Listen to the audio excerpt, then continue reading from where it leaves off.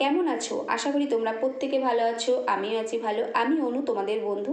আজ আমার মেয়ের টেস্টের রেজাল্ট আউট হবে, তাই ভীষণ চিন্তা করছি, টেনশন করছি। মেয়ে তো আরও টেনশন করছে, মা কী হবে, মা কী হবে।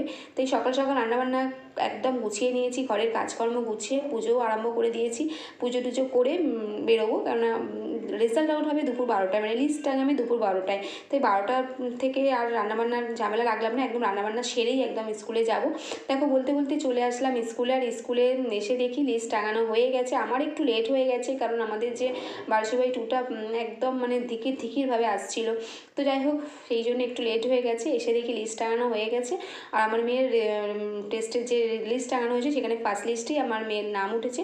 ও তো ভীষণ খুশি, দেখো বন্ধুদের সাথে ছবি টবি তুলছে গ্রুপে, আর আমিও ভীষণ আনন্দ হয়েছি। আমি তাই বলছি একটু ভালো করে, আরও একটু ভালো করে পড়াশোনা কর, যাতে একটুখানি আরও একটু ভালো রেজাল্ট করতে পারিস। না এমনিই ভীষণ ফাঁকিবাজ, এত ফাঁকিবাজ না আর বলে মানে বোঝাতে পারবো না। খুব কম পড়াশোনা করে, একদম সময় খুব কম দেয়।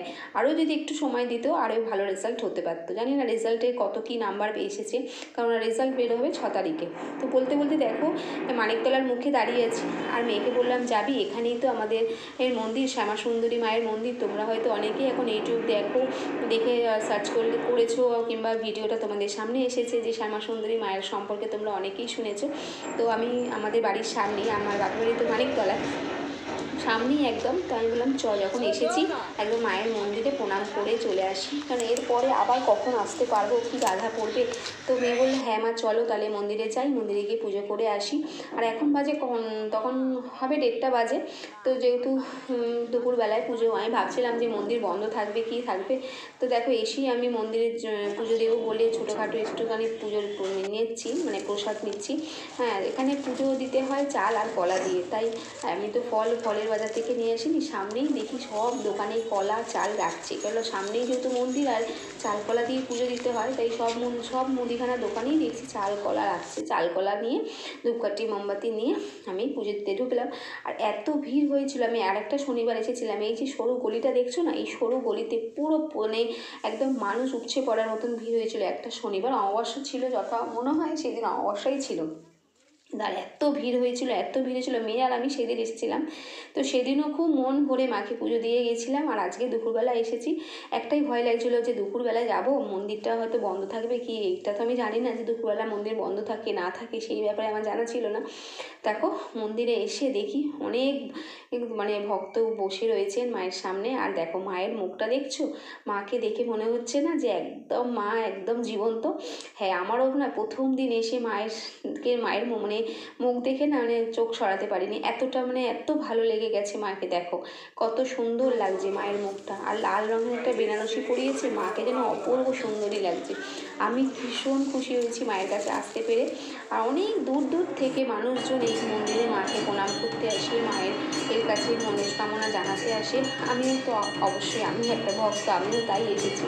মেয়েও এসেছে, মেয়ে ভালো করে পুজো টুজো দিচ্ছে। আর আমি যখন ঢুকেছি সেই সময় অঞ্জলি হবে, মানে ভোগের আরতি হয় যেটা দুপুরবেলায়। তো ভোগ আর খিচুড়ির আরতি হবে, মানে দুপুরবেলা খাওয়া দাওয়ার আগে যেটা আর কি দেওয়া হয় প্রত্যেক ঠাকুরকে আর কি। আজকের মন্দিরের প্রসাদ হচ্ছে খিচুড়ি ভোগ। তো সমস্ত এখানে খিচুড়ি ভোগের আয়োজন করা হয়েছে। দেখলাম অনেকটা, ওইদিকে অনেকটা আছে, আর এদিকে ঠাকুরের সামনে অল্প করে তুলে ধরা হয়েছে, আর এদিকে পুজো আরম্ভ হয়ে গেছে।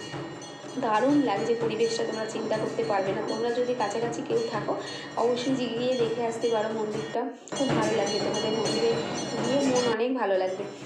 আর এখানে না সামনেই, মানে মায়ের সামনেই হচ্ছে একটা বড় আর কি শিব ঠাকুরেও আছে, ভেতর দিয়ে যেতে হয়। কিন্তু এখন দেখলাম যে শিব ঠাকুরটা আর কি একটুখানি রিপেয়ার করা হচ্ছে। আগের শনিবার যখন এসেছিলাম না, তখন একদম সুন্দরভাবে শিব ঠাকুরটা ছিল। আর এখন আজকে গিয়ে দেখলাম যে শিব ঠাকুরটাকে, পুরো শিব ঠাকুরের যে ঘরটা সেটাই পুরো রিপেয়ার করা হচ্ছে। এখানকার মায়ের প্রসাদ আগে পুজো হয়, তারপরে এই প্রসাদ নিয়ে শিব ঠাকুরের ওখানে গিয়ে এই প্রসাদ নিবেদন করা হয়, এটাই এখানকার নিয়ম। তো আমি তো সাইডে দাঁড়িয়ে দাঁড়িয়ে দেখছি কি হয় না হয়, আর মন ভরে পুজো হচ্ছে, আর ভালো লাগছে, দারুণ লাগছে। এই দেখো বলছিলাম না শিব ঠাকুরটা, এই হচ্ছে সেই শিব ঠাকুরটা। এখন আজকে দেখলাম যে একদম করা হয়েছে। দেখো সাদা কাপড় দিয়ে পুরো রিপেয়ার করা হয়েছে, সিমেন্ট প্লাস্টার হচ্ছে, কাজ চলছে আর কি মন্দিরে, অনেকটা কাজ চলছে। আশেপাশে সব ভাঙা চোরা। আমি এখানটা একটু ধূপকাঠি মোমবাতি জ্বালাতে এসে দেখলাম। তো সবাই মন্দিরের যারা কমিটির লোকেরা থাকে তারা বললো যে তোমরা ধূপকাঠি মোমবাতিটা এখন বাইরেই জ্বালাতে পারো, মানে শিব ঠাকুরের ওই জায়গাটা জ্বালাতে পারবে না। তো পুজো শেষে আমরা মাকে কাছে প্রণাম করলাম, আমাদের মনের ইচ্ছা যা সেটা মাকে জানালাম। তো দেখো মায়ের মুখটা যেন মানে এত সুন্দর লাগছে, মুখ সরাতে পারছে না, তাই না বলো?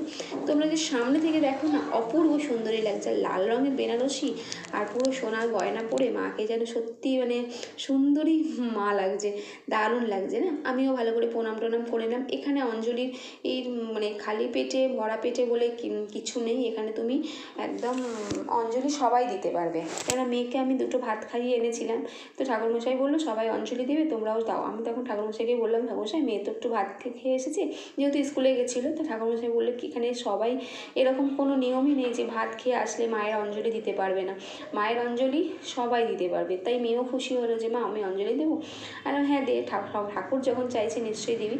তো আমি আর মেয়ে দুজনেই অঞ্জলি দিলাম, দিয়ে মাকে মন ভরে ডাকলাম, ডাকার পরে প্রসাদ নিলাম। আজকের হয়েছে খিচুড়ি, লাবড়া, সমস্ত কিছু হয়েছে, সমস্ত প্রসাদ ওখানে বসে খেয়ে দিয়ে বাড়ি চলে আসলাম। আর বাড়িতে এসে দেখো আমার পেছন চলে এসেছে লালু একদম আমাকে দেখেছি সেই রাস্তার মুখে, জামাও পর্যন্ত ছাড়িনি, ওকে আগে খেতে দেবো, তাই একটু মাছ ছিল ভাত ছিল, তাই ওদের একটু মাখিয়ে দিলাম। কেন ও আশা করে কত দূর থেকে আমার পেছন এসেছে বলো, সে একদম মুখ থেকে এসেছে, আমাকে দেখে লেজ নাড়তে চলে এসেছে।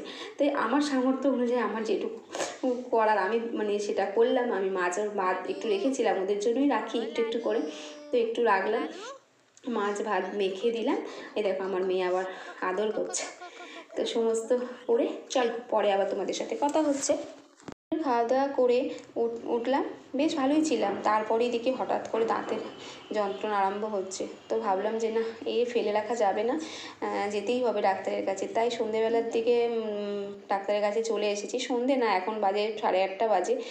বাচ্চারা পড়তে এসেছিলো সন্ধেবেলায়, ওদের পড়িয়ে তারপর মেয়েকে নিয়ে ডাক্তারের কাছে এসেছি। ডাক্তারটা দেখিয়ে নিলাম, এবার কখন রাত দুপুরে যন্ত্রণা হলে না ভীষণ মানে মেয়ে কষ্ট হয়, দাঁতের যন্ত্রণা ভীষণ যন্ত্রণা। তাই মেয়েকে নিয়ে ডাক্তারের কাছে চলে এসেছি। আর ডাক্তার দেখিয়ে ফেরার পথে মেয়ে বললো মা 10 টাকার ফুচকা খাবে, তাই ও 10 টাকার ফুচকা খাচ্ছে আর আমিও বাড়ি যাচ্ছি। তো চলো আজকে সারাদিন আমি এইভাবেই কাটালাম। তোমরা সবাই ভালো থেকো, সুস্থ থেকো, টাটা বাই বাই, পরে আবার দেখা হচ্ছে।